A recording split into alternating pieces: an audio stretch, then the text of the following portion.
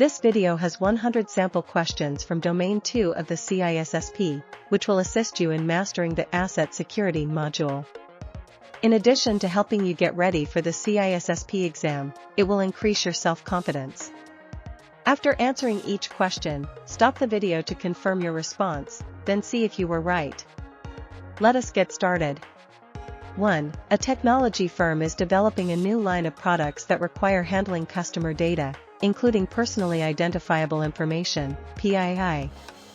The data includes names, addresses, and dates of birth, which individually are considered public information. When aggregated, they fall under PII regulations. Which of the following is the most critical first step a security team should take?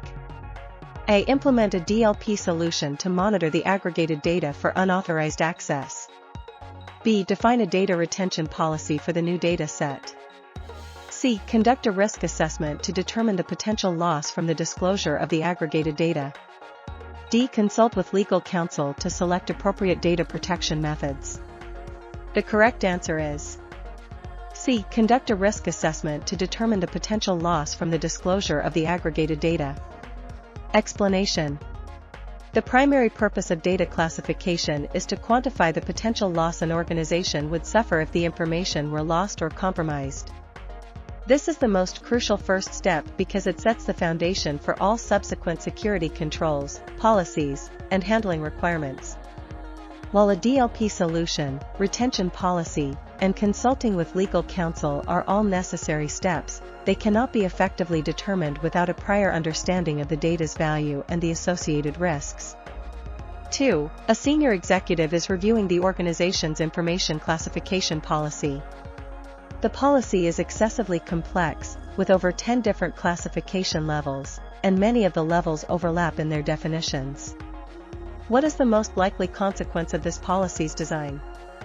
A. Employees will become frustrated and confused, leading to inconsistent data handling. B. The security team will be unable to implement the necessary controls.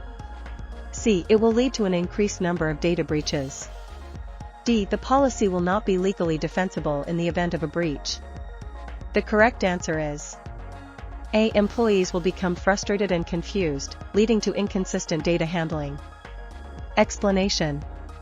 An effective classification scheme should not be overly complicated or have overlapping definitions, as this will cause confusion and frustration for the individuals who are required to use it. This directly leads to inconsistent data handling practices, which undermine the policy's effectiveness and can introduce security vulnerabilities. While it could lead to an increased number of breaches, that is a consequence of the inconsistent handling, and not the most direct consequence of a poorly designed policy. 3. An organization is designing a new system that will hold and process highly sensitive, confidential data. A security professional is tasked with identifying the appropriate level of protection for this system. What is the best practice for determining the system's security classification? A. The system's classification should be set by the security administrator. B. The system's classification should be at least as high as the highest classification of the data it stores and processes. C. The system's classification should be based on its physical location. D. The system should be classified at the same level as the organization's least valuable asset.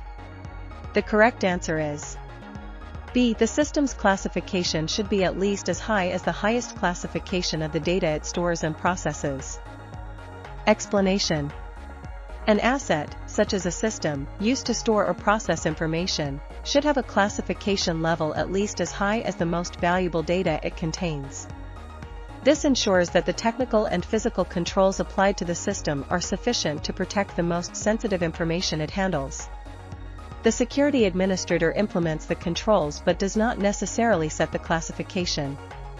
Physical location and the value of other assets are not the primary factors. 4. An organization's marketing team is preparing to publish a public brochure with information about an upcoming product. A security officer is reviewing the document. What is the most appropriate classification for this brochure? A. Confidential. B. Private. C. Sensitive. D. Public. The correct answer is D. Public. Explanation. A brochure for a new product, which is intended for general disclosure, falls under the public classification. Public data is information whose disclosure would not cause an adverse impact to the company or personnel. Confidential, private, and sensitive are classifications for information with increasing levels of restriction. 5. An organization is reclassifying its information assets. The security team has identified a new dataset that, when combined with other public information, would constitute a serious threat if compromised. What concept best describes the risk presented by this new dataset? A. Data sanitization. B. Data aggregation. C. Data normalization. D. Data retention. The correct answer is B. Data aggregation. Explanation. Data aggregation is the process of combining data from various sources to create a new dataset that may have a higher classification than the sum of its individual parts. For example, combining a person's name, address, and phone number, which are often public, can create a private or confidential PII record. This risk must be addressed by assigning a higher classification to the aggregate dataset. 6. A security professional is tasked with defining the appropriate security controls for a new database system. The system will store two types of data: public marketing information and highly sensitive customer financial data. What is the most appropriate classification for the database system as a whole? A. The system should be classified at the highest level of the most valuable data it contains. B. The system should be classified at a level that balances the needs of both public and sensitive data. C. The system should be classified as public, as it contains public information. D. The system's classification should be determined by the system's technical capabilities. The correct answer is A. The system should be classified at the highest level of the most valuable data it contains. Explanation. The classification of an asset, such as a system, used to store or process information should be as high as the classification of the most valuable data it contains. In this case, the highly sensitive financial data is the most valuable, so the system must be protected at that level. Classifying the system at a lower level would not provide adequate protection for the sensitive data. 7. A company is developing a data classification scheme. The security team is debating whether to base the scheme on the data's sensitivity or its criticality.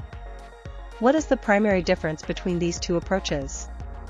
A. Sensitivity relates to the impact on business processes, while criticality relates to losses from unauthorized disclosure. B. Sensitivity relates to losses from unauthorized disclosure, while criticality relates to the impact on business processes. C. Sensitivity is only for commercial businesses, while criticality is for military organizations. D. Sensitivity is an indicator of cost-effectiveness, while criticality is a measure of risk. The correct answer is B. Sensitivity relates to losses from unauthorized disclosure, while criticality relates to the impact on business processes. Explanation. The sensitivity of information is commensurate with the losses to an organization if that information were revealed to unauthorized individuals.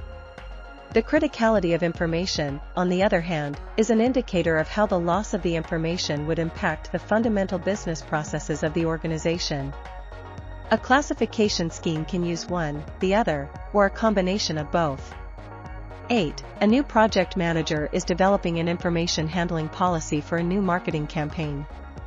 The team will be producing a large volume of content, most of which will be publicly available brochures and advertisements. What is the most appropriate and cost-effective classification for this information? A. Sensitive. B. Public. C. Private. D. Confidential. The correct answer is B. Public. Explanation. Public information is that whose disclosure would not cause an adverse impact to the company or personnel. Since the content is intended to be publicly available, classifying it as public is the most appropriate and cost-effective approach, as it does not require special handling or destruction methods. The other options are for information with increasing levels of restriction. 9. A security team discovers that combining two separate, unclassified spreadsheets, one containing employee names and another with their performance review dates, could create a confidential dataset that violates the company's privacy policy. What is the term for this security vulnerability? A. Data sanitization. B. Data normalization. C. Data aggregation. D. Data replication. The correct answer is C. Data aggregation. Explanation. Data aggregation is the process of combining data from various sources to create a new dataset that may have a higher classification than the sum of its individual parts. In this case, two unclassified sets of data are combined to create a confidential dataset, which must be addressed by assigning a higher classification to the aggregate dataset. 10. The primary purpose of an information classification program is to A. Assign data ownership and accountability to all employees. B. Ensure that all data is encrypted, both at rest and in transit. C. Indicate the required level of confidentiality, integrity, and availability protection for each data set. D. Define the access control lists for all information systems. The correct answer is C. Indicate the required level of confidentiality, integrity, and availability protection for each data set. Explanation. The primary purpose of data classification is to indicate the level of confidentiality, integrity, and availability protection that is required for each type of data set. While it can help to determine access control, encryption needs, and handling requirements, the core purpose is to define the necessary security protection based on the data's value to the organization. 11. A company is developing a new, high-security system for its research and development (R&D) department. The system will store data classified as confidential, private, and sensitive. What is the most appropriate classification level for the system itself? A. The classification level of the system should be confidential. B. The classification level should be based on the number of users with access. C. The system should be classified as sensitive, the lowest of the three classifications. D. The classification level should be a combination of all three classifications. The correct answer is A. The classification level of the system should be confidential. Explanation. The classification of an asset, such as a system, used to store or process information should be as high as the classification of the most valuable data it contains. In this case, confidential is the highest classification, so the system should be classified at that level to ensure adequate protection for all data it holds. 12. A project manager is reviewing a document that contains both highly confidential trade secrets and public product information. A new policy requires that the security controls for a document must be based on the information it contains. What should be the primary factor in determining the document's security classification? A. The criticality of the information to business processes. B. The sensitivity of the information. C. The amount of public information it contains. D. The age of the information. The correct answer is B. The sensitivity of the information. Explanation. The sensitivity of information is commensurate with the losses to an organization if that information were revealed to unauthorized individuals.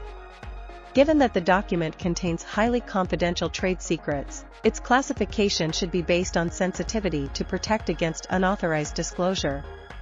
While criticality is also a valid classification criterion, sensitivity is the most relevant in this context, as a leak of trade secrets would be a major concern. 13. An organization is developing a new information classification scheme. The security team wants to ensure that the scheme is not so complex that it frustrates employees. Which of the following is a key characteristic of an effective classification scheme? A. It should have a large number of detailed classification levels to cover all types of data. B. It should be overly complicated to prevent unauthorized access. C. It should not be overly complicated or have overlapping definitions. D. It should only be used for confidential and sensitive data. The correct answer is C. It should not be overly complicated or have overlapping definitions. Explanation. An effective classification scheme should not be overly complicated or have overlapping definitions, as this will cause confusion and frustration for the individuals who are required to use it. This directly leads to inconsistent data handling practices, which undermine the policy's effectiveness. 14. An organization has a new policy that requires all assets to be classified. A specific server hosts 3 different applications, one with public data, one with sensitive data, and one with confidential data. What should be the classification of the server itself?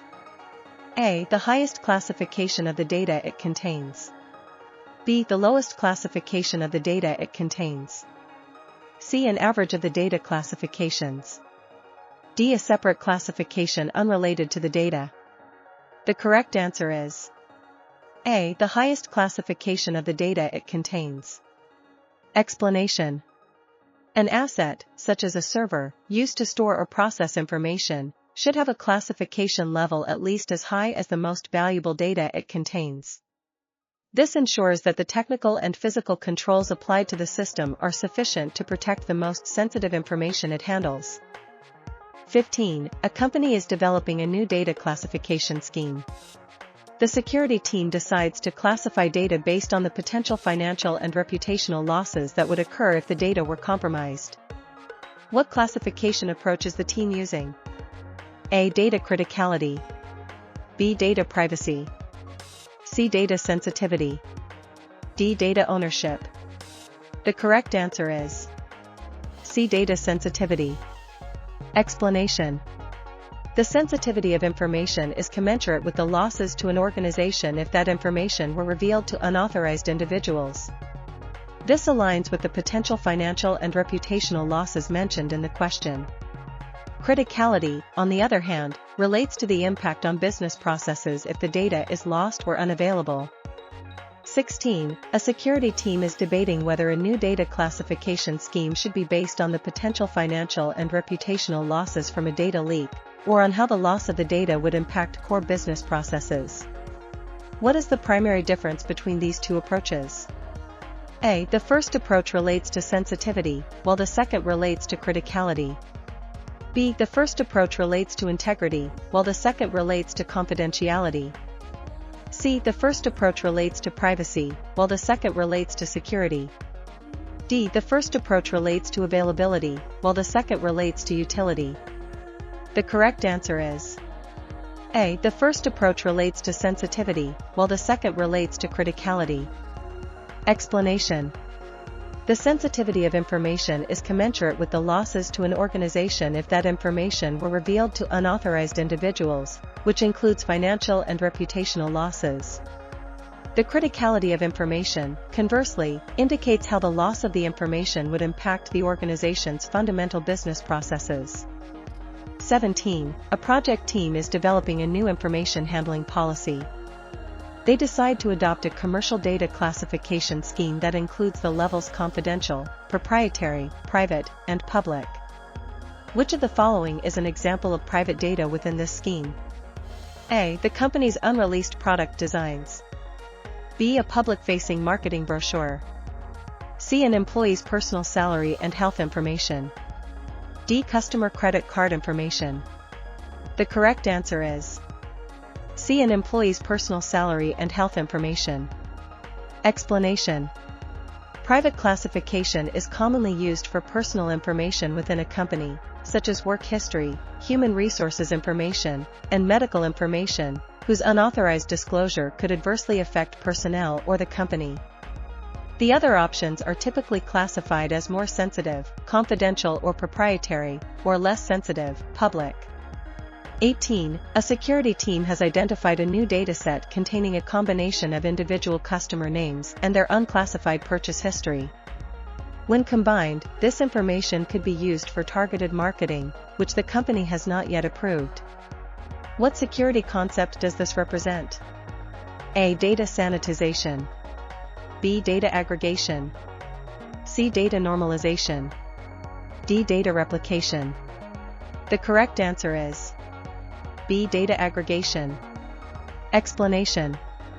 Data aggregation is the process of combining data from various sources to create a new dataset that may have a higher classification, or a new purpose, than the sum of its individual parts. In this case, individually harmless data is combined to create a dataset that could have security and policy implications. 19. A team is developing a policy for the handling of sensitive financial records. The records must be kept in both digital and physical formats. The policy states that digital records must be encrypted, and physical copies must be kept in a locked file cabinet. Which of the following principles is the team following? A. The principle of least privilege. B. The principle of separation of duties. C. The principle of defense in depth. D. The principle of non-repudiation. The correct answer is C. The principle of defense in depth. Explanation. Defense in depth involves using multiple layers of security controls to protect assets. In this scenario, encryption of digital data and physical locks on file cabinets for paper documents represent different but complementary security controls. This layered approach ensures that if one control fails, another one is in place to provide protection. Least privilege and separation of duties are access control principles, and non-repudiation is a security service, none of which fully capture the essence of a multi-layered protection strategy. 20. The development team at a software company is collaborating with a third-party contractor on a new project. The contractor needs access to source code and design documents, which are considered confidential. What is the most important document to have in place to ensure the intellectual property remains protected? A. A non-disclosure agreement, NDA. B. A standard employment contract. C. An acceptable use policy, AUP. D. A business impact analysis, BIA. The correct answer is A. A non-disclosure agreement, NDA. Explanation. An NDA is a formal contract between two parties that outlines confidential material, knowledge, or information that the parties wish to share with one another for certain purposes, but want to restrict from general use or dissemination. In this scenario, it is the most critical document to protect the company's confidential intellectual property when collaborating with an external party. An employment contract is for employees. An AUP defines acceptable use of company assets. A BIA is a risk management tool. 21. An organization has a policy that requires all users to follow data handling requirements based on the information's classification level. Which of the following is an example of such a requirement for a sensitive data set? A. Public access to the data is restricted. B. The data is accessible to all employees with a single password. C. The data is available only to the security team. D. The data is subject to weekly auditing and stored in a locked file cabinet. The correct answer is D. The data is subject to weekly auditing and stored in a locked file cabinet. Explanation. Each classification level should have separate handling requirements and procedures for how that data is accessed, used, and destroyed. Sensitive data typically requires a higher level of protection than public data, but less than confidential data. In a typical corporate setting, sensitive data requires weekly auditing and may be kept in locked file cabinets, while confidential data requires more stringent controls like daily auditing and storage in a vault. Restricting public access is a baseline for all non-public data. 22. A company's server room is protected by a locked door with a keypad, and access requires an authorized employee to enter a unique code. The server racks inside the room are also secured with individual locks, and access to a specific server requires another key. What security principle is the organization applying? A. The principle of least privilege. B. The principle of defense in depth. C. The principle of separation of duties. D. The principle of non-repudiation. The correct answer is B. The principle of defense in depth. Explanation. Defense in depth involves using multiple layers of security controls to protect assets. In this scenario, the organization is applying layered security controls, from the outer locked door to the inner locked server racks, to protect its assets. Least privilege and separation of duties are access control principles, and non-repudiation is a security service, none of which fully capture the essence of a multi-layered protection strategy. 23. A financial services company has a policy that requires all confidential client data to be stored in a vault and accessed with a dual custody access procedure. Sensitive data, conversely, is stored in a locked file cabinet and requires a single credential for access. What is the primary reason for these different handling requirements? A. To meet legal and regulatory requirements. B. To enforce the principle of least privilege. C. To protect data in the most cost-effective manner. D. To comply with the principle of separation of duties. The correct answer is C. To protect data in the most cost-effective manner. Explanation. Data classification helps ensure that data is protected in the most cost-effective manner. Since not all data has the same value, it is not practical to apply the same expensive and stringent security controls to all of it. Different handling requirements based on classification levels allow an organization to apply security resources where they are most needed. 24. An organization's policy requires 2 or more employees to enter their access codes simultaneously to open a safe containing confidential documents. Which security principle is being enforced by this procedure? A. Non-repudiation. B. Least privilege. C. Separation of duties. D. Defense in depth. The correct answer is C. Separation of duties. Explanation. Separation of duties determines whether 2 or more people must be involved in accessing sensitive information to protect against fraudulent activities. The requirement for 2 or more access codes for a safe is a classic example of this principle, as it prevents a single individual from having unauthorized access to the confidential documents. 25. A company's security policy states that all confidential documents must be shredded before disposal. What is the primary reason for this requirement? A. To ensure data is protected in a cost-effective manner. B. To comply with the principle of least privilege. C. To prevent data remanence and unauthorized data recovery. D. To simplify the data destruction process for employees. The correct answer is C. To prevent data remanence and unauthorized data recovery. Explanation. Physical destruction, such as shredding, is a method to combat data remanence and ensure the media is rendered unusable.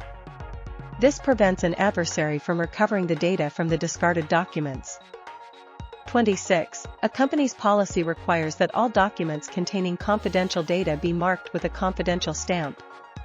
What is the primary purpose of this requirement? A. To ensure the data is properly encrypted. B. To guide employees on the correct handling procedures for the data. C. To provide a legal record of the data's classification. D. To comply with all regulatory requirements. The correct answer is B. To guide employees on the correct handling procedures for the data. Explanation. Each classification level should have its own separate handling and destruction requirements.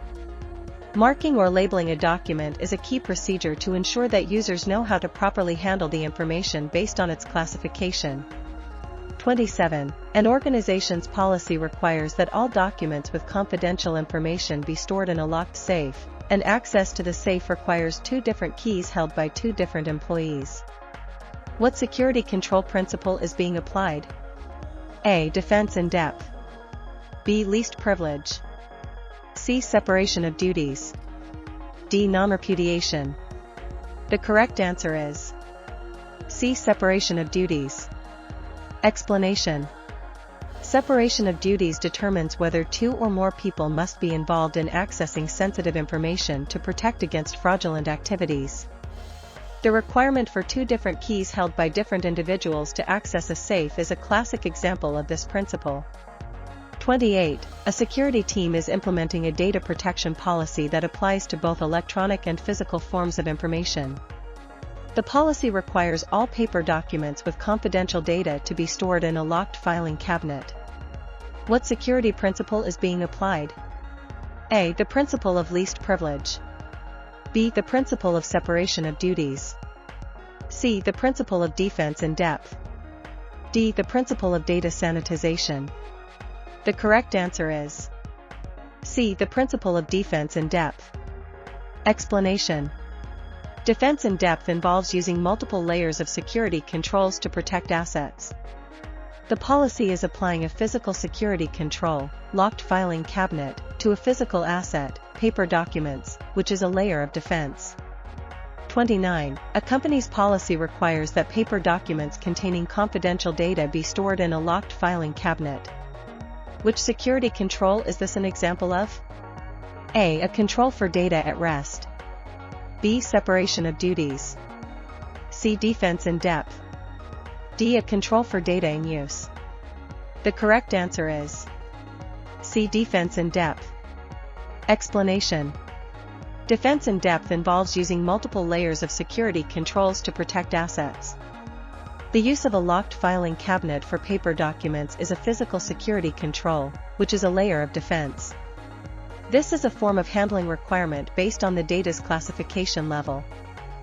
30. A government agency is developing a new policy for handling classified information. The policy states that a security clearance is required for all personnel who handle or access this data. This includes not only the employees who work with the data but also any technicians who perform maintenance on the systems or backups. What is the primary reason for this requirement? A. To comply with the principle of least privilege. B. To ensure that individuals with access to backup data have the necessary clearance level. C. To simplify the data handling procedures for all personnel. D. To prevent the use of unclassified systems for classified data. The correct answer is B. To ensure that individuals with access to backup data have the necessary clearance level. Explanation. A significant security risk can arise if low-level technicians without proper security clearance are granted access to classified data during their tasks, particularly when handling backups. This requirement ensures that anyone who could potentially view or handle the data, in any form or state, possesses the appropriate level of trust and clearance. It is a specific application of the broader principle of least privilege, but this is the most direct and accurate reason for the policy in this context. 31. A senior manager is debating the level of security controls for a new system. She wants to ensure the system has a high level of confidence in its ability to protect the information it stores and processes. What is the most relevant criterion for classifying the system itself? A. Its physical location. B. The assurance in its software. C. The number of users who will access it. D. Its processing speed. The correct answer is B. The assurance in its software. Explanation. Applications and systems that hold and process classified information should be evaluated for the level of protection they provide. The classification of an application or a system should be based on the assurance, confidence level, the company has in the software and the type of information it can store and process. Physical location, number of users, and processing speed are not the primary factors for a system's security classification. 32. A company has acquired a new server to store highly sensitive financial records. The server will be deployed in a new, purpose-built data center. Who is ultimately responsible for ensuring the system's security is in line with the company's overall security policy? A. The security administrator. B. The user manager. C. The data custodian. D. The system owner. The correct answer is D. The system owner. Explanation. A system owner is responsible for one or more systems, each of which may hold and process data owned by different data owners. A system owner is responsible for integrating the system into the company's security policy and data owner directives. The security administrator implements the security controls, the user manager oversees the users who access the system, and the data custodian is responsible for protecting the data itself. 33. A government agency's policy states that a security clearance is required for all personnel who handle or access classified data. This policy extends to anyone who performs maintenance on the systems or handles the data in any form, including backups. Why is this requirement in place? A. It simplifies the data handling process. B. It ensures all individuals with access to the data have a high security clearance. C. It prevents the use of unclassified systems for classified data. D. It mitigates the security risk of unauthorized access to classified data. The correct answer is D. It mitigates the security risk of unauthorized access to classified data. Explanation. A significant security risk can be introduced if low-level technicians without proper security clearance are granted access to classified data during their tasks, particularly when handling backups or performing maintenance. The requirement for a security clearance for all personnel who handle or access classified data is in place to mitigate the security risk of unauthorized access to that data in any form or state. 34. An employee's role in the company changes, which requires a modification of their access rights. The employee supervisor, or user manager, informs the security administrator of the change. What is the primary responsibility of the security administrator in this scenario? A. To ensure the employee understands their new security responsibilities. B. To implement the access rights that support the policies and data owner directives. C. To update the employee's account information in the company's directory. D. To periodically validate the integrity of the data the employee can access. The correct answer is B. To implement the access rights that support the policies and data owner directives. Explanation. The security administrator's role is to ensure that access rights given to users support the policies and data owner directives. The user manager is responsible for informing the security administrator of the employee's role change, and the security administrator then implements the appropriate access rights based on that information. The user manager is responsible for ensuring the employee understands their responsibilities. 35. Who is ultimately responsible for ensuring that the organization practices due care and due diligence with respect to information security? A. The data owner. B. The user manager. C. The security administrator. D. Senior management. The correct answer is D. Senior management. Explanation. Senior executives are considered the ultimate business and function owners and are ultimately responsible for everything that happens in their organizations, including ensuring the practice of due care and due diligence with respect to information security. While other roles have specific responsibilities, ultimate accountability rests with senior management. 36. A company's security policy requires that all end-user data on mobile devices be regularly backed up to a central repository. Who is responsible for implementing and maintaining this control? A. The data owner.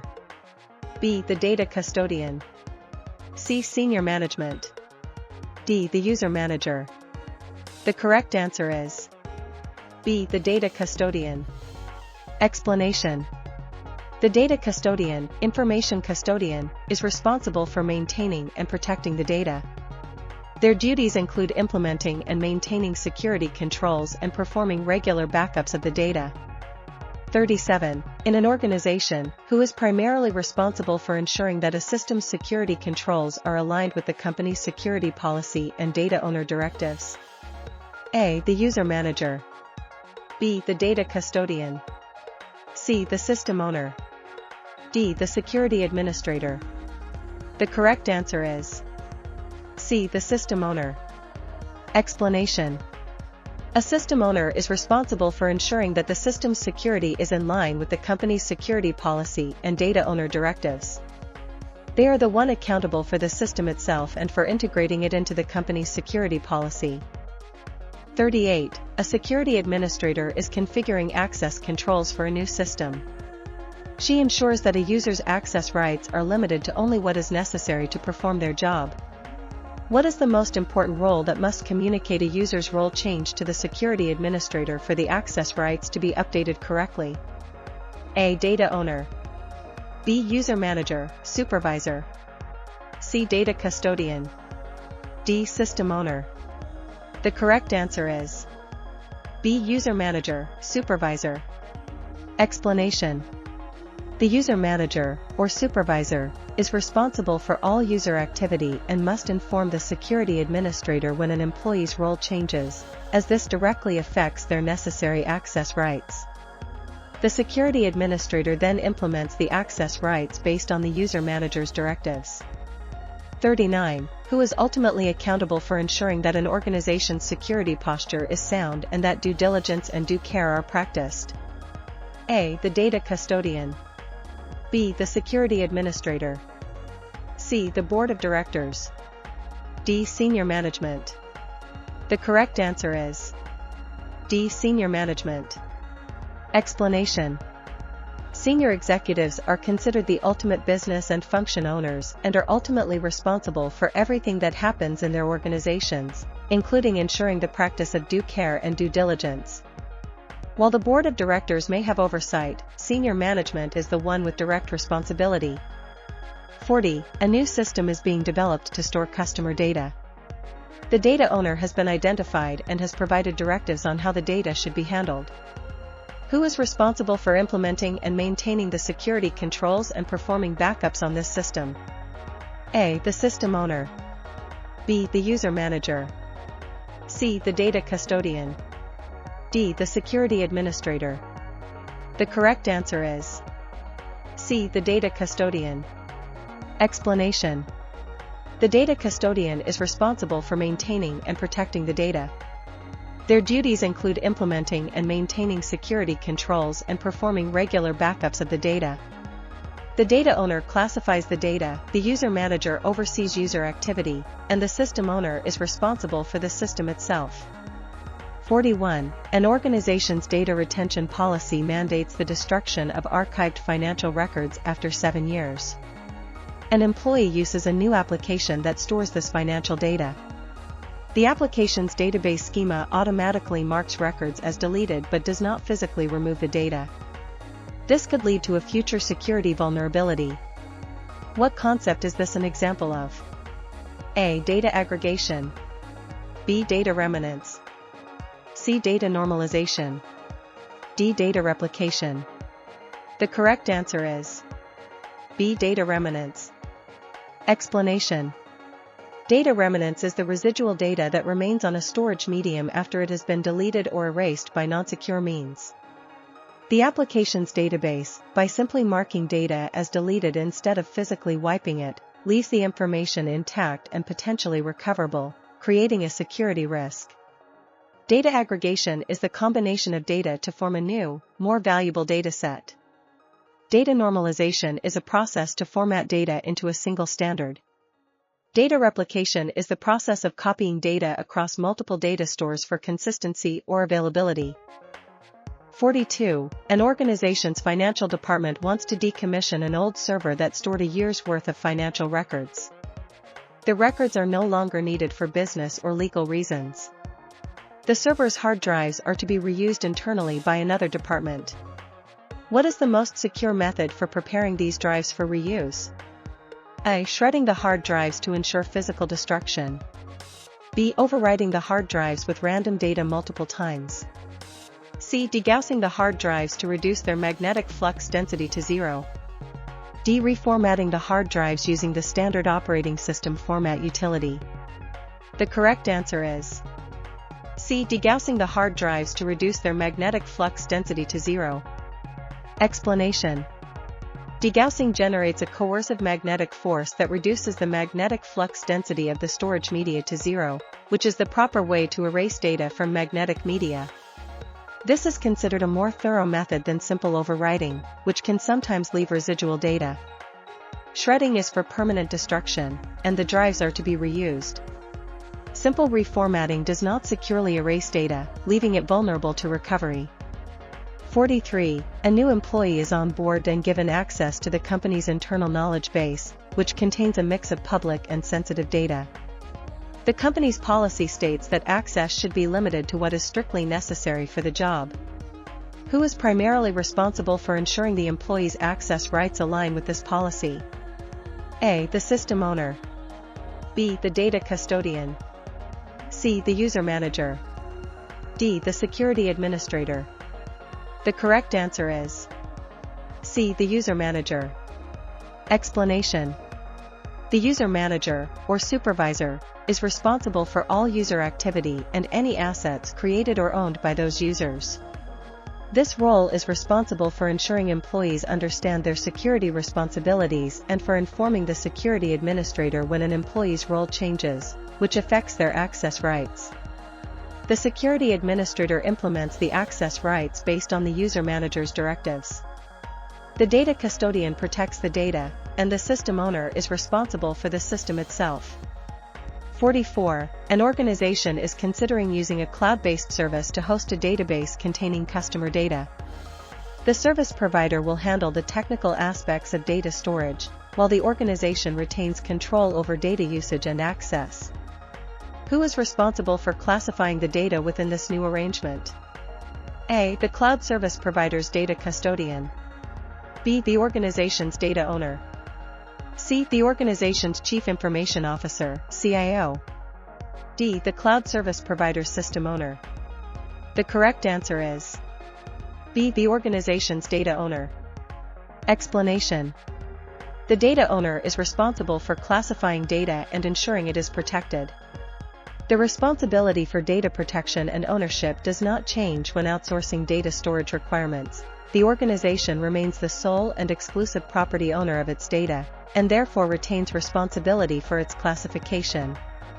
The CIO, system owner, and data custodian roles at either the organization or the service provider do not have the primary responsibility for data classification. 45. An organization is conducting an audit to ensure compliance with its data retention policy.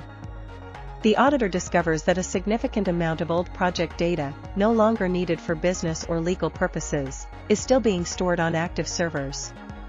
What is the most likely consequence of this practice? A. The organization is failing to meet its data destruction requirements. B. The organization is at a higher risk of non-compliance with e-discovery requests. C. The organization is incurring excessive storage costs and increasing its legal liability. D. The organization is in direct violation of the policy, which can lead to disciplinary action. The correct answer is C. The organization is incurring excessive storage costs and increasing its legal liability. Explanation. Keeping data for too long can lead to excessive costs and increased liabilities in the event of a data breach. While the organization may also fail to meet its data destruction requirements, the most direct negative consequence is the financial burden and legal risk of retaining unnecessary data, which can be subject to subpoenas and expose the organization to legal penalties. 46. A data owner is establishing a policy for a new data set. The data set is subject to a legal requirement that it must be kept for a minimum of 5 years. What is the most appropriate action for the data owner to take to ensure compliance? A. Classify the data as confidential and implement a data loss prevention solution. B. Implement a data retention policy that aligns with the business's operational needs. C. Establish a retention period of at least 5 years and ensure the data is archived and maintained securely. D. Destroy the data after 5 years to minimize the organization's legal liability. The correct answer is C. Establish a retention period of at least 5 years and ensure the data is archived and maintained securely.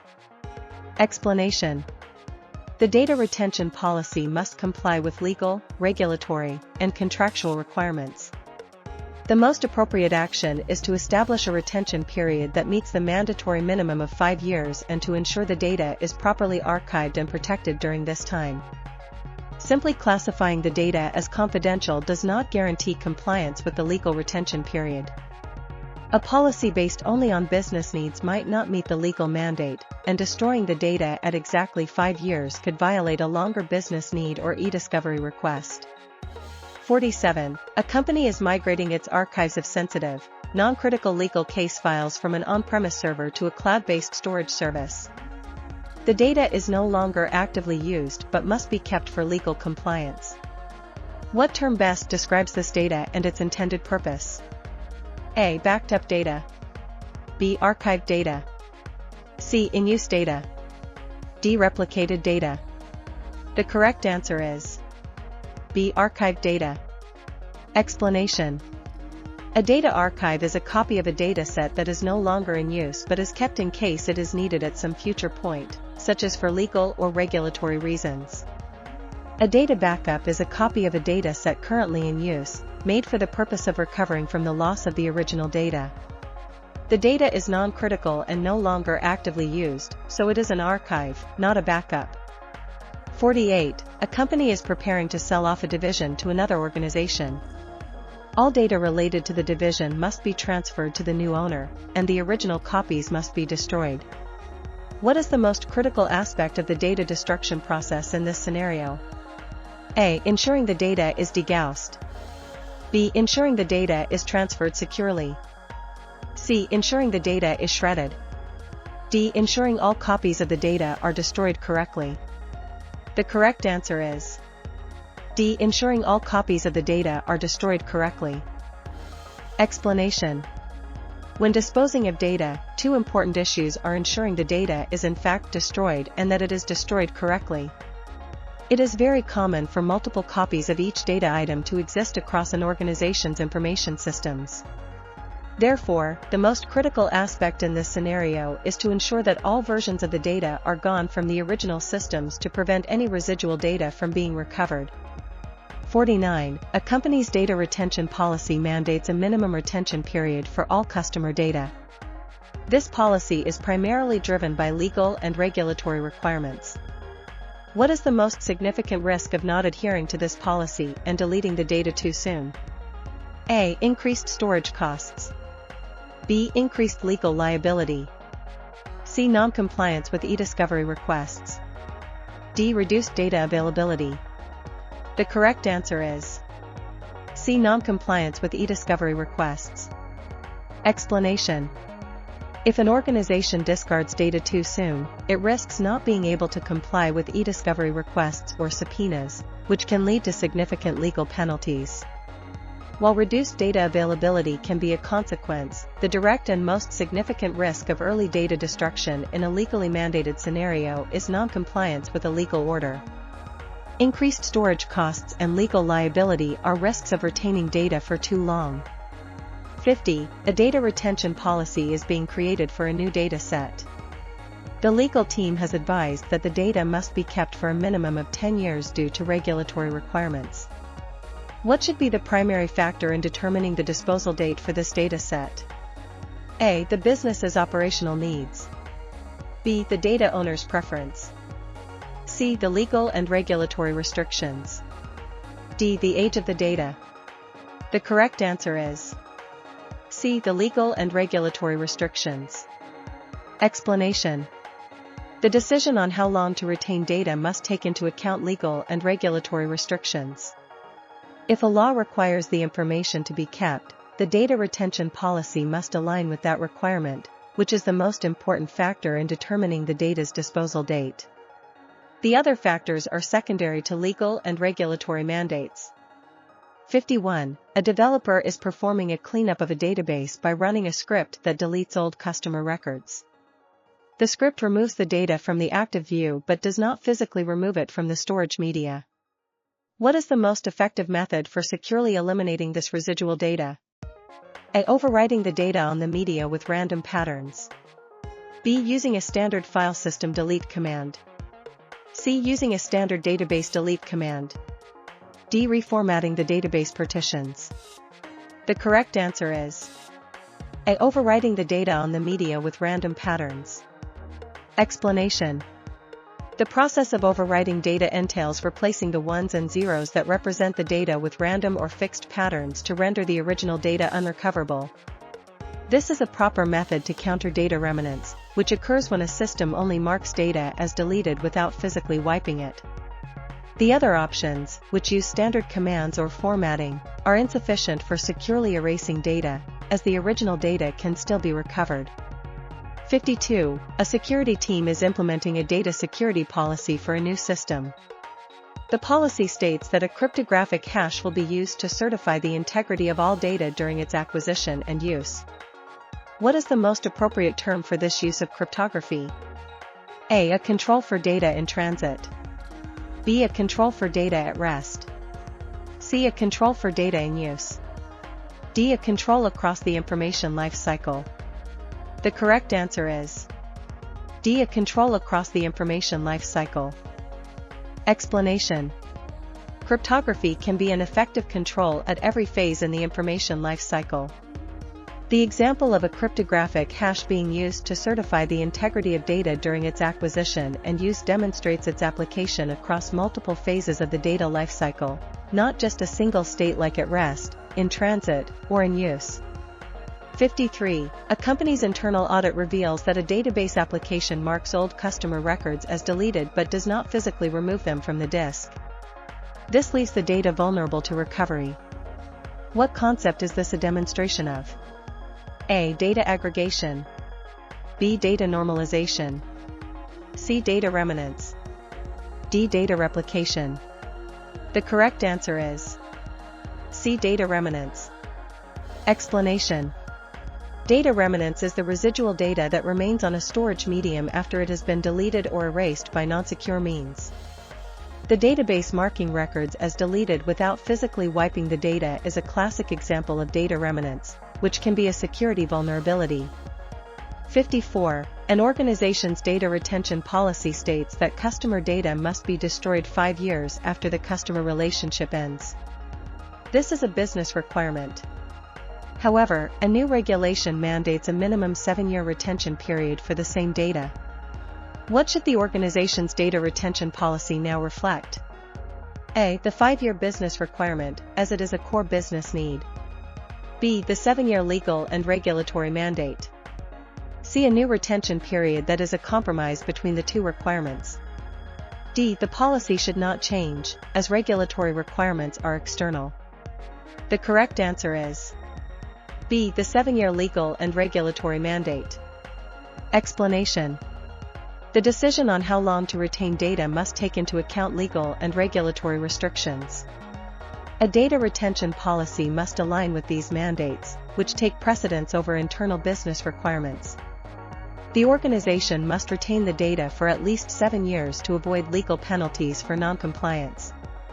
55. A security team is planning the disposal of several old hard disk drives that contain sensitive, but not confidential, information. The drives are to be reused in another department. Which of the following is the most secure method to prepare these drives for internal reuse? A. Shredding the drives. B. Incinerating the drives. C. Degaussing the drives. D. Reformatting the drives with the standard operating system utility. The correct answer is C. Degaussing the drives. Explanation. Degaussing is the process of reducing the magnetic flux density of the storage media to zero, which is the proper way to erase data from magnetic media for reuse. This method is more secure than simple overwriting, which can sometimes leave residual data. Shredding and incineration are methods for permanent physical destruction, which is not suitable if the drives are to be reused. 56. An organization's security policy requires that a cryptographic hash be applied to all documents during the acquisition phase and that the hash is verified each time the document is accessed. This process ensures that the document's integrity is maintained throughout its life. What security principle does this best demonstrate? A. A control for data in use. B. A control for data at rest. C. A control for data in transit. D. A control across the information life cycle. The correct answer is D. A control across the information life cycle. Explanation. Cryptography can be an effective control at every phase of the information life cycle. By applying a cryptographic hash during both the acquisition and use phases, the organization is demonstrating the use of a security control that spans multiple stages of the data's life, not just a single state like at rest, in transit, or in use. 57. An organization has a policy that requires all old email archives to be retained indefinitely. A new audit raises concerns about this practice. What is the most significant risk associated with retaining data for an excessive period? A. It increases the likelihood of a data breach. B. It leads to non-compliance with e-discovery requests. C. It reduces the availability of the data over time. D. It can lead to excessive costs and increased legal liabilities. The correct answer is D. It can lead to excessive costs and increased legal liabilities. Explanation. Keeping data for too long can result in excessive costs due to storage and management, as well as increased legal liabilities in the event of a data breach, as the organization may be subject to stricter penalties for having unnecessary data. While it could also reduce availability over time, the most direct and significant risk is the financial and legal burden.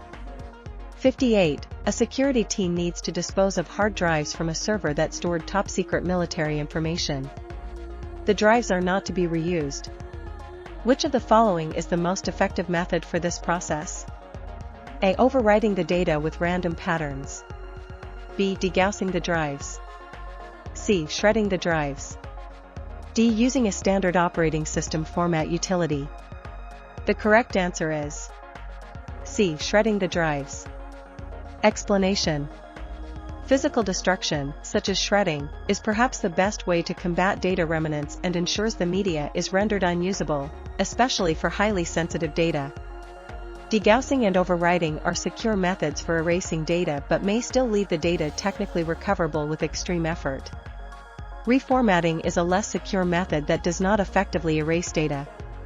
59. A company with multiple data stores for redundancy is experiencing data inconsistencies between the stores. Which of the following mechanisms is most crucial for maintaining data integrity in this scenario? A. Data remanence. B. Data normalization. C. Data replication. D. Data aggregation. The correct answer is C. Data replication. Explanation. Data replication is the process of copying data across multiple data stores for consistency or availability. This is essential for ensuring that modifications to information are reflected across all data stores. 60. A new IT system is being implemented to handle payroll data. The system will be maintained and operated by the IT department, but a specific manager in finance is accountable for the data itself. What is the correct term for the finance manager's role? A. Data custodian. B. System owner.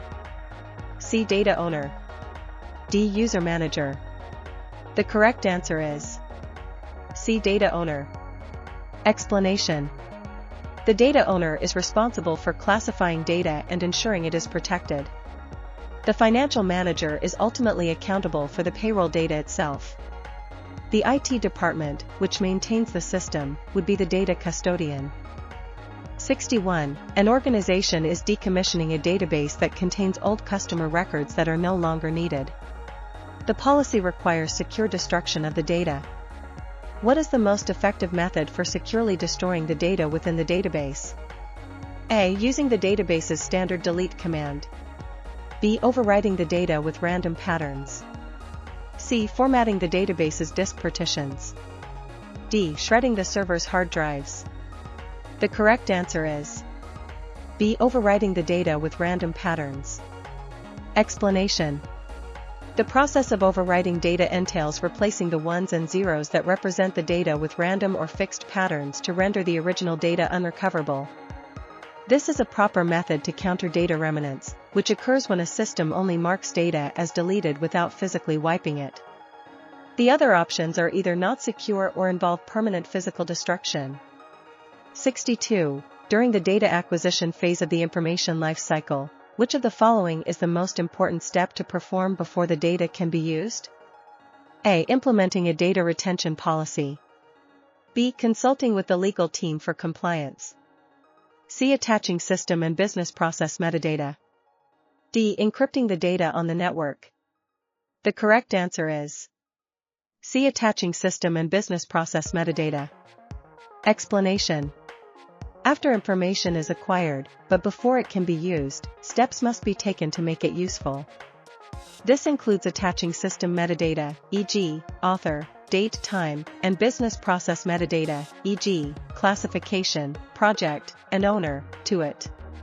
63. A security team is reviewing a data set that has been in the archives for 3 years. The data is still subject to a legal hold and cannot be destroyed. What phase of the information lifecycle is this data currently in? A. Use. B. Acquisition. C. Disposal. D. Archival. The correct answer is D. Archival. Explanation. A data archive is a copy of a dataset that is no longer in use, but is kept in case it is needed at some future point, such as for legal or regulatory reasons. The data is in the archival phase. 64. A company's data retention policy mandates that all data from a completed project be archived for 5 years for legal reasons. An employee, needing to free up space on a production server, deletes the old project files. What is the most significant risk associated with this action? A. The loss of data for recovery purposes.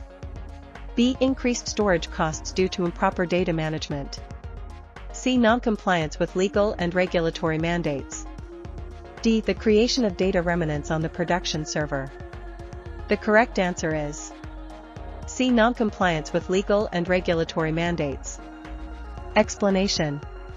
The decision on how long to retain data must take into account legal and regulatory restrictions, and discarding data too soon can lead to non-compliance with e-discovery requests or subpoenas.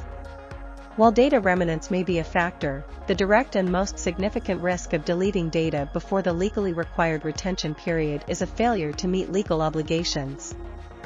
65. An organization is preparing to destroy several old microfiche media containing sensitive client data. What is the most appropriate method for ensuring the data is unrecoverable? A. Degaussing the media. B. Overwriting the data. C. Shredding the media. D. Reformatting the media. The correct answer is C. Shredding the media. Explanation. Physical destruction is the best way to combat data remanence and ensures the media is rendered unusable. Shredding is a method for destroying non-electronic media such as paper and microfiche. Degaussing and overwriting are methods for magnetic media. 66. When a data owner decides on a retention policy, what is the most important factor to consider? A. The business's operational needs. B. The user manager's preference. C. The legal and regulatory restrictions. D. The value of the hardware storing the data. The correct answer is C. The legal and regulatory restrictions. Explanation. A data retention policy must take into account legal and regulatory restrictions, as these mandates take precedence over internal business requirements. This is the most important factor in determining how long data must be kept. 67. An organization is disposing of solid-state drives, SSDs, that contain confidential data. The drives are to be securely wiped and then reused. Which of the following is the most effective method for securely eliminating the data from the SSDs? A. Shredding the drives. B. Degaussing the drives. C. Overwriting the data on the drives. D. Physically destroying the drives with caustic chemicals. The correct answer is C. Overwriting the data on the drives. Explanation. Overwriting is an effective method for securely erasing data from solid-state media. Degaussing is not effective for SSDs as they are not magnetic media. Shredding and using caustic chemicals are methods of physical destruction, which is not suitable if the drives are to be reused. 68. An organization is preparing a large number of old paper documents for disposal. The documents contain sensitive information, and the organization wants to ensure they are securely destroyed. What is the most appropriate method for this process? A. Overwriting the data on the media. B. Shredding the documents. C. Degaussing the media. D. Using a standard operating system utility to delete the files. The correct answer is B. Shredding the documents. Explanation. Physical destruction, such as shredding, is a recommended method for securely disposing of non-electronic media like paper, microfilm, and microfiche, to combat data remanence and ensure the media is rendered unusable. The other methods, degaussing, overwriting, are for electronic media. 69. A company is updating its data retention policy. The legal team wants to ensure that the policy complies with all legal and regulatory restrictions. What is the most important issue to consider when setting the retention period? A. The business's operational needs. B. Legal and regulatory restrictions. C. The hardware's end-of-life (EOL) date. D. The age of the data. The correct answer is B. Legal and regulatory restrictions. Explanation. The decision on how long to retain data must take into account legal and regulatory restrictions, as these mandates must be met to avoid non-compliance and legal penalties. Business requirements are also important but are secondary to legal obligations. 70. A new employee is given access to a new project's data. Before the employee can start using the data, the security team ensures that metadata like the project name, classification, and owner are attached to the files. What phase of the information lifecycle is this action part of? A. Use. B. Archival. C. Acquisition. D. Disposal. The correct answer is C. Acquisition. Explanation. The acquisition phase is when information is acquired, and before it can be used, both system metadata, e.g., author, and business process metadata, e.g., classification, project, and owner, must be attached. This process prepares the data for its useful life. 71. A company uses a service to store backups of its active data. The data is still in use and may be needed for recovery in case of a system failure. What is the most accurate term for this data? A. Replicated data. B. Archived data. C. Backup data. D. Transferred data. The correct answer is C. Backup data. Explanation. A data backup is a copy of a dataset that is currently in use and is made for the purpose of recovering from the loss of the original data. An archive is data that is no longer in use but is kept for future needs. 72. A company has several servers that store confidential data. The company wants to ensure that if these servers are physically disposed of, the data on their hard drives cannot be recovered. Which of the following is the most secure method for achieving this? A. Reformatting the hard drives. B. Shredding the hard drives. C. Degaussing the hard drives. D. Overwriting the hard drives. The correct answer is B. Shredding the hard drives. Explanation. Physical destruction, such as shredding, is perhaps the best way to combat data remanence and ensures the media is rendered unusable. Degaussing and overwriting are secure methods for erasing data but may still leave the data technically recoverable with extreme effort. Reformatting is a less secure method that does not effectively erase data. Given the goal of ensuring the data cannot be recovered, shredding is the most secure option. 73. An organization is legally required to retain certain financial records for 7 years. The records are stored on a tape backup system. 5 years into the retention period, the organization receives a legal subpoena for the records. What is the most significant challenge in providing this data?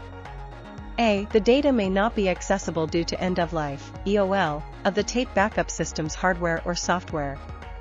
B. The data owner of the records may have left the company. C. The data may be unclassified and therefore difficult to find. D. The data may have been tampered with and is no longer reliable. The correct answer is A. The data may not be accessible due to end-of-life (EOL) of the tape backup system's hardware or software. Explanation. A significant challenge with archived data is that the original hardware or software used to access it may be obsolete and no longer supported or functional, rendering the data effectively inaccessible. This is the most direct and common technical obstacle to complying with a legal request for old, archived data. 74. An organization's legal team has requested all financial records from a project completed 5 years ago. The data was moved to a storage system at that time. What is the most likely challenge in fulfilling this request? A. The data was not properly classified from the start. B. The storage system has reached its end of life, EOL, and the data is no longer accessible. C. The data has been improperly archived, leading to data remanence. D. The original data owner has left the company, and the data is lost. The correct answer is B. The storage system has reached its end of life, EOL, and the data is no longer accessible. Explanation. A significant challenge with archived data is that the original hardware or software used to access it may be obsolete and no longer supported or functional, rendering the data effectively inaccessible. This is a common and significant technical obstacle to complying with a legal request for old, archived data. 75. A security team is reviewing a company's data handling policies. They notice that the policy on data disposal does not account for data stored on old, unsupported hardware. What is the most likely risk this presents? A. The organization will be unable to reuse the hardware. B. The data will be less available for e-discovery requests. C. The data may not be accessible for secure destruction. D. The data's integrity may be compromised. The correct answer is C. The data may not be accessible for secure destruction. Explanation.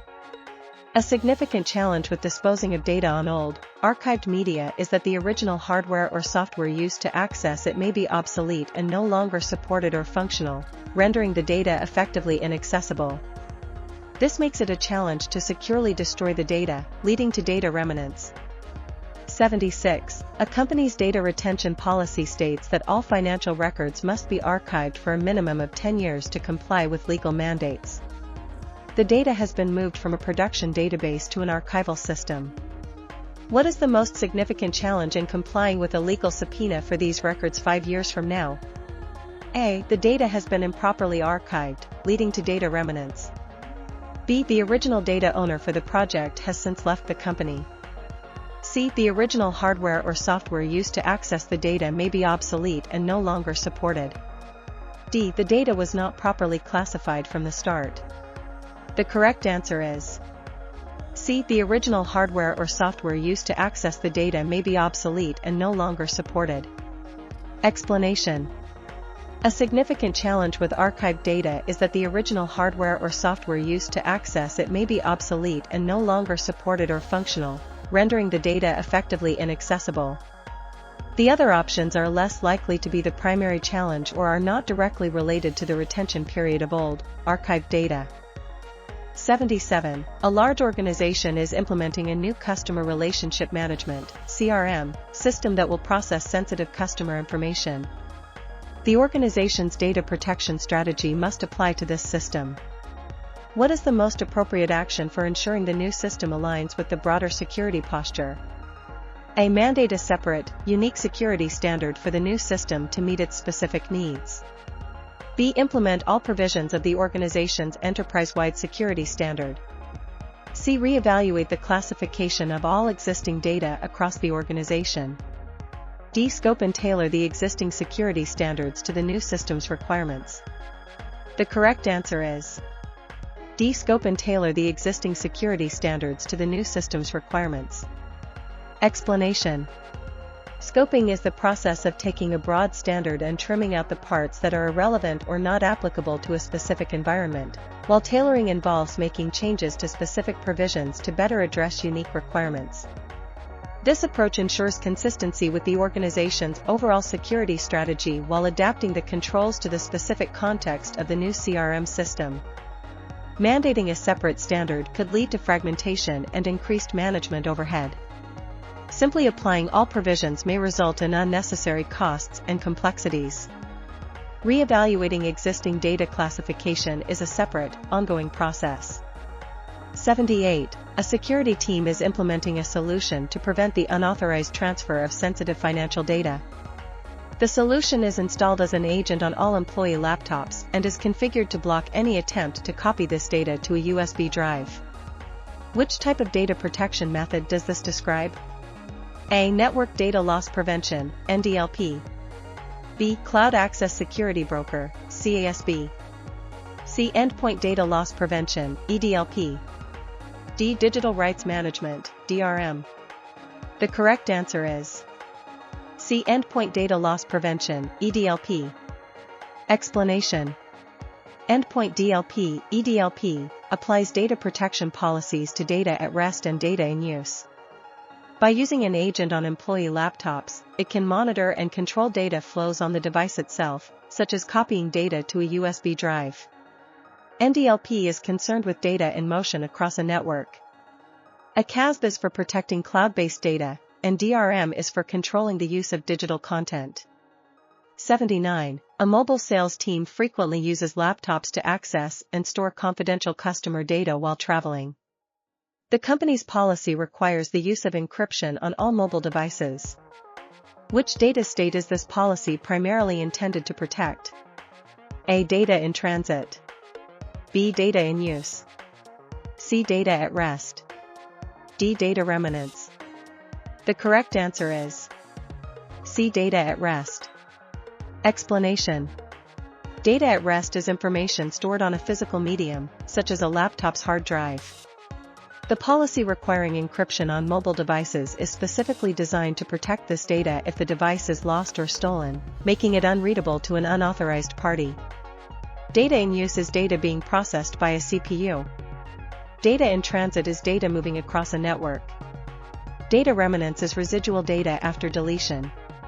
80. The security team is evaluating methods for protecting sensitive data stored on employee laptops. The team is concerned about data theft and wants a solution that renders the data unusable even if the device is lost or stolen. Which of the following is the most effective technical control for this scenario? A. Remote wiping of the data. B. Full disk encryption. C. Digital rights management, DRM. D. Endpoint data loss prevention, EDLP. The correct answer is B. Full disk encryption. Explanation. Full disk encryption protects data at rest by encrypting all information on the storage medium. If the laptop is lost or stolen, the data is computationally infeasible to recover without the decryption key. Remote wiping is a reactive measure and may not be possible if the device is offline. EDLP is a proactive control for preventing data from leaving the endpoint but does not inherently protect data at rest on a stolen device. DRM is a specific control for protecting digital content but is not a comprehensive solution for all data on a device. 81. An organization's incident response team discovers a large amount of confidential customer data has been exfiltrated from the network via an encrypted tunnel. The organization has an endpoint DLP, EDLP, solution in place on all workstations. Why might the EDLP solution have failed to detect this data leakage? A. The EDLP agent was not configured to monitor data in transit. B. The attacker disabled the EDLP agent with malware. C. The exfiltration occurred from a server, not an endpoint. D. The EDLP solution is only designed to monitor data at rest. The correct answer is C. The exfiltration occurred from a server, not an endpoint. Explanation.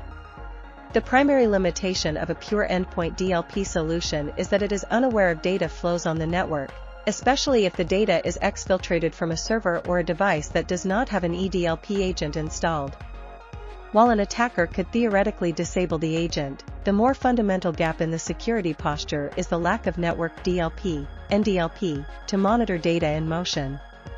Therefore, the exfiltration from a different source not covered by the agent is the most likely reason for the failure.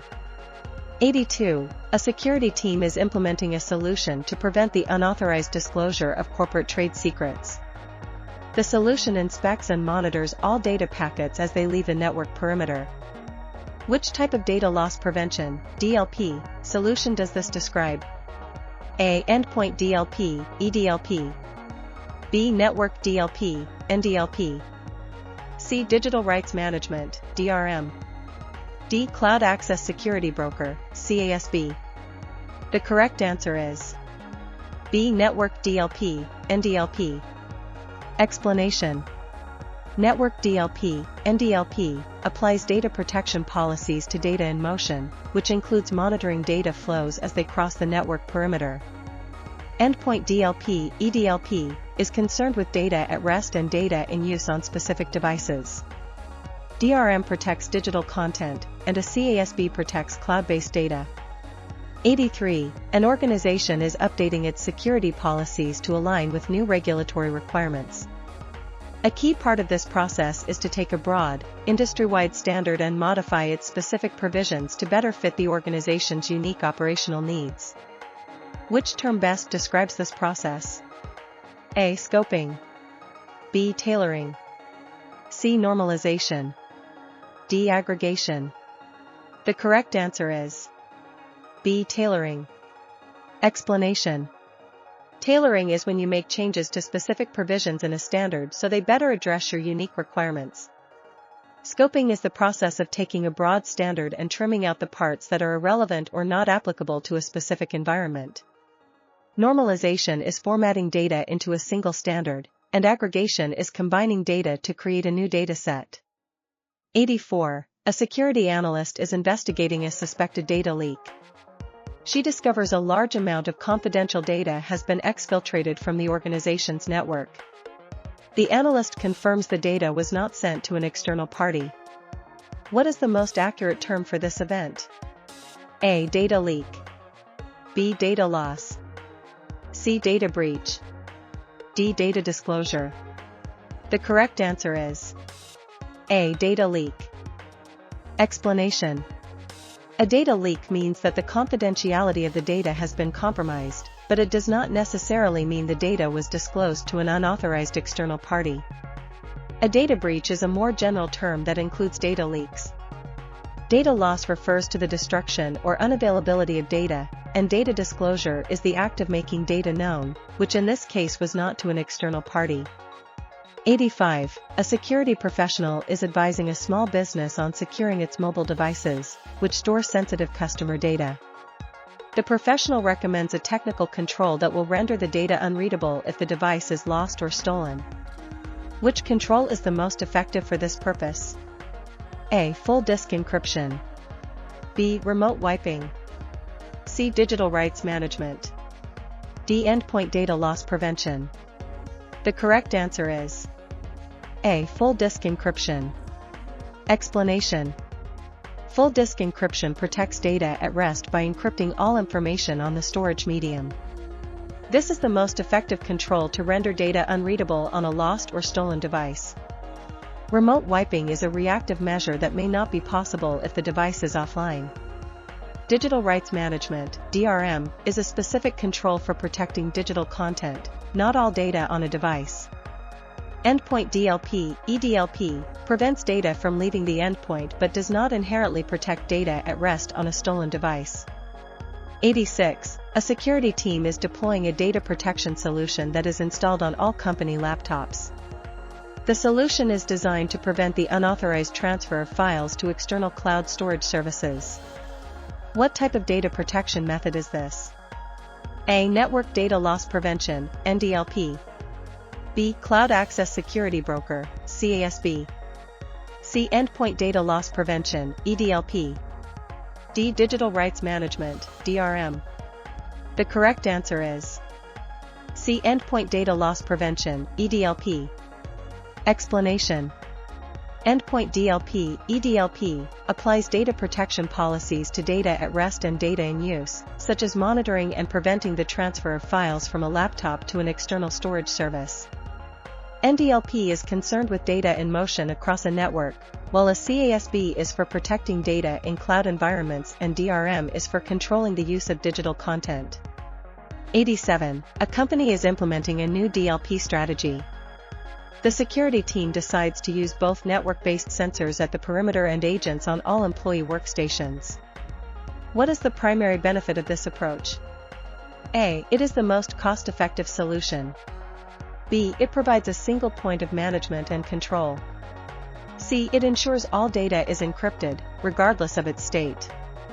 D. It offers a hybrid, multi-layered defense to protect data in all states. The correct answer is D. It offers a hybrid, multi-layered defense to protect data in all states. Explanation. A hybrid DLP solution, which combines both network DLP, NDLP, and endpoint DLP, EDLP, provides a multi-layered, or defense-in-depth, approach to protecting data. NDLP protects data in motion, while EDLP protects data at rest and in use. This combination offers a more comprehensive security posture than either solution alone. 88. A security professional is tasked with protecting data on a fleet of company mobile devices. The policy states that the data must be unrecoverable if the device is lost or stolen. Which security control is most effective for this purpose? A. Remote wiping of the device. B. Implementing an endpoint DLP solution. C. Full disk encryption. D. Installing tracing software. The correct answer is C. Full disk encryption. Explanation. Full disk encryption protects data at rest on a device by making it computationally infeasible to recover without the decryption key. It is the most effective technical control for rendering data unusable if a device is lost or stolen. Remote wiping is a reactive measure that may not be possible if the device is offline, and EDLP is a proactive control for preventing data from leaving the endpoint. 89. A security team is implementing a new security standard from a national regulatory body. The standard is very broad, so the team decides to remove the sections that are irrelevant to the organization's specific environment. What is this process called? A. Tailoring. B. Scoping. C. Normalization. D. Aggregation. The correct answer is B. Scoping. Explanation.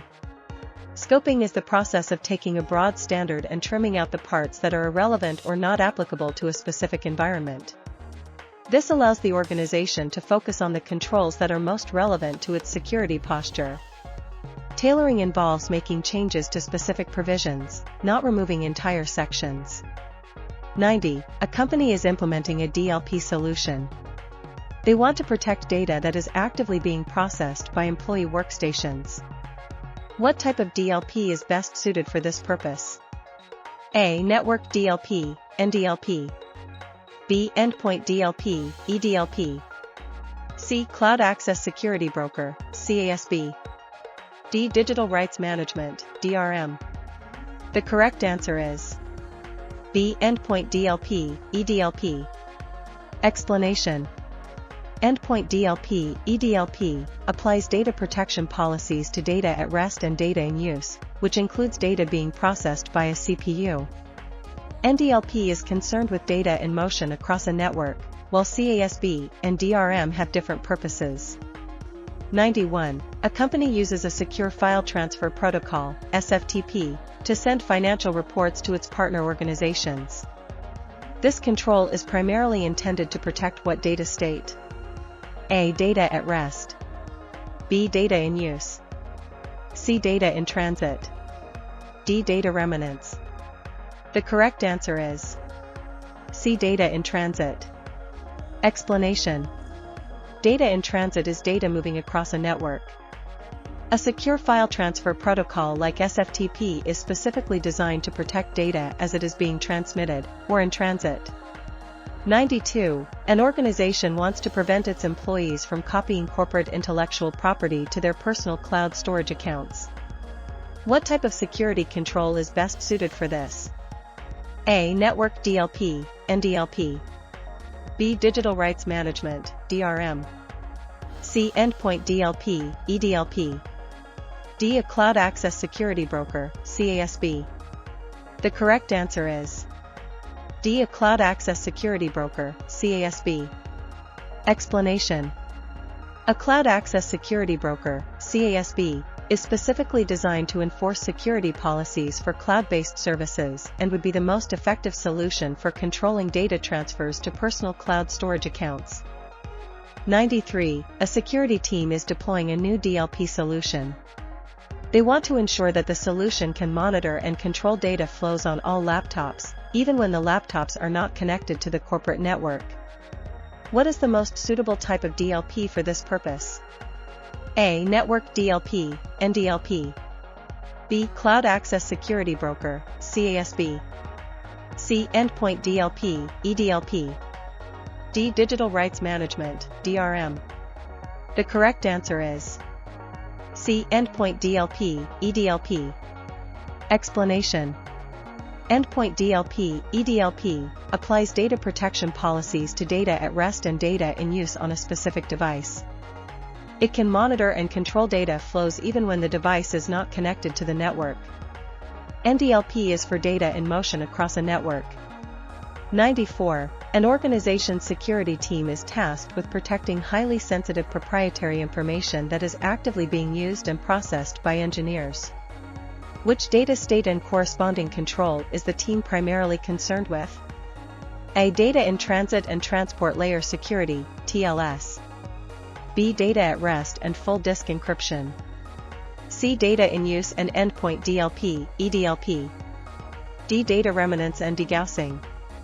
The correct answer is C. Data in use and endpoint DLP, EDLP. Explanation. Data in use is data actively being processed by a CPU or residing in volatile memory. Endpoint DLP, EDLP, applies data protection policies to data at rest and data in use, making it the most suitable control for this scenario. TLS is for data in transit, and degaussing is for data remanence on magnetic media. 95. A company uses a secure web portal for employees to access payroll information. The portal uses strong encryption to protect the data as it is sent from the server to the employee's browser. What data state is the company primarily protecting? A. Data in use. B. Data at rest. C. Data in transit.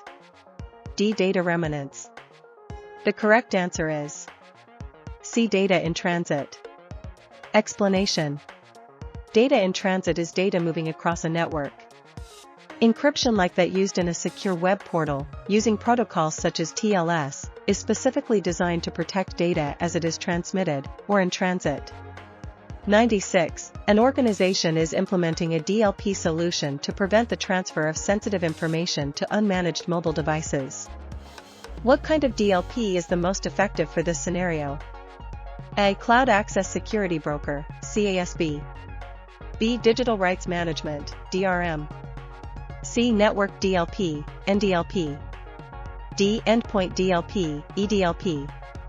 The correct answer is D. Endpoint DLP, EDLP. Explanation. Endpoint DLP, EDLP, applies data protection policies to data at rest and data in use, such as monitoring and preventing the transfer of files from a workstation to a mobile device. While NDLP can monitor data in motion, EDLP is specifically designed to control data on the endpoint itself, making it the most direct control. 97. A security team is adapting a broad industry-wide standard to fit their organization's specific needs.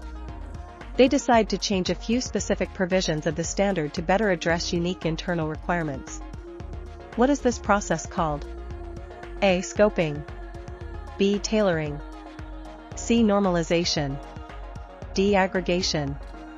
The correct answer is B. Tailoring. Explanation. Tailoring is when you make changes to specific provisions in a standard so they better address your unique requirements. This is distinct from scoping, which is the process of removing irrelevant parts of a standard. 98. What is the most accurate definition of a data leak? A. The destruction of data due to a system failure. B. The unavailability of data due to a network outage. C. The unauthorized external disclosure of sensitive data. D. The compromise of data confidentiality. The correct answer is D. The compromise of data confidentiality. Explanation. A data leak means that the confidentiality of the data has been compromised, but it does not necessarily mean the data was disclosed to an unauthorized external party. It is a broader term than an unauthorized external disclosure, which is a type of data leak. 99. A security team is implementing a solution to prevent the unauthorized transfer of sensitive information to a new public cloud service. Which type of data protection method is best suited for this purpose? A. Network Data Loss Prevention, NDLP. B. Endpoint Data Loss Prevention, EDLP. C. Digital Rights Management, DRM. D. Cloud Access Security Broker, CISSP. The correct answer is D. Cloud Access Security Broker, CISSP. Explanation. A CASB is specifically designed to enforce security policies for cloud-based services and would be the most effective solution for controlling data transfers to cloud accounts. NDLP protects data in motion across a network, EDLP protects data at rest and in use on an endpoint, and DRM is for controlling the use of digital content. 100. An incident response team is investigating a data leak. They discover that a large amount of confidential data was exfiltrated from the network via a secure, encrypted tunnel from a corporate server. The organization has an endpoint DLP, EDLP, solution installed on all workstations. Why might the EDLP solution have failed to detect the exfiltration? A. The EDLP agent was not configured to monitor data in transit. B. The exfiltration occurred from a server, not a workstation with the EDLP agent. C. The attacker bypassed the agent with a side-channel attack. D. The EDLP solution is only designed to monitor data at rest. The correct answer is B. The exfiltration occurred from a server, not a workstation with the EDLP agent. Explanation. A primary limitation of a pure endpoint DLP solution is its unawareness of data flows on the network, especially if data is exfiltrated from a server or a device that does not have an EDLP agent installed. The exfiltration from the corporate server, which likely lacks an EDLP agent, is the most fundamental reason why the workstation-based solution would have failed to detect the leak. Thank you for watching to the end of this video. Please like this video and don't forget to subscribe to our channel to get updated on our latest tutorials, quizzes, and multiple choice questions, and share your thoughts or questions in the comments below.